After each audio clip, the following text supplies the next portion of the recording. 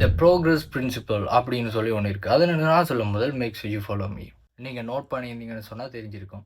நம்மளுடைய பெரிய அச்சீவ்மெண்ட்ஸ் வந்து அவ்வளோன்னு நமக்கு மோட்டிவேஷனை கொடுக்குறதில்ல. பட் ஒரு சின்ன ப்ரோக்ரஸ் வந்து நெக்ஸ்ட் டேக்காண்டி உங்களை புஷ் பண்ணிகிட்டே இருக்கும். இதை தான் நாம் த ப்ரோக்ரஸ் பிரின்சிபல் அப்படின்னு சொல்லுவோம். இதோட கோர் ஐடியா என்னன்னா, நம்மளை அதிகமாக மோட்டிவேட் பண்ணுறது போனஸோ இல்லைன்னா ப்ரமோஷன்ஸோ இல்லை, டெய்லி ஒர்க்கில் நடக்கிற சின்ன சின்ன மீனிங்ஃபுல்லான ப்ரோக்ரஸ் தான் நம்மளை அதிகமாக மோட்டிவேட் பண்ணும். ஃபார் எக்ஸாம்பிள், நீங்கள் ஒரு பிஸ்னஸ் ஸ்டார்ட் பண்ணியிருக்கீங்க. டே 1ல் வந்து நீங்கள் லோகோ டிசைன் முடிச்சிட்டீங்க. டே 2ல் ஃபர்ஸ்ட் கிளைண்ட் கால் அட்டென்ட் பண்ணுறீங்க. அப்புறம் டே 3ல் சின்னதாக ஒரு ஆர்டர் வந்திருக்கு, அதை கன்ஃபார்ம் பண்ணுறீங்க. இது வந்து ஒரு பெரிய அச்சீவ்மெண்ட் இல்லை, பட் சின்னதாக ஒரு ஃபீல் இருக்கும், நான் மூவ் ஆகிட்டே இருக்கேன் அப்படின்னு சொல்லி. ஆக்சுவலாக அந்த ஃபீல் தான் மோட்டிவேஷனை சஸ்டெயின் பண்ணும். பட் இங்கே ப்ராப்ளம் என்னென்னா, நம்மள நிறைய பேர் 10 ஸ்டெப்ஸ் வச்சாலுமே ஐயோ இன்னும் 90 ஸ்டெப்ஸ் இருக்கே அப்படின்னு சொல்லி திங்க் பண்ணி ஃப்ரஸ்ட்ரேஷன் ஆகும். ஸோ இனிமே இப்படி பண்ணுங்க, டெய்லியுமே 3 ஸ்மால் வின்ஸ் எழுதுங்க. அப்புறம் ஒர்க் முடிஞ்சதும் இன்னைக்கு என்ன ப்ரோக்ரஸ் அப்படின்னு சொல்லி கேளுங்க.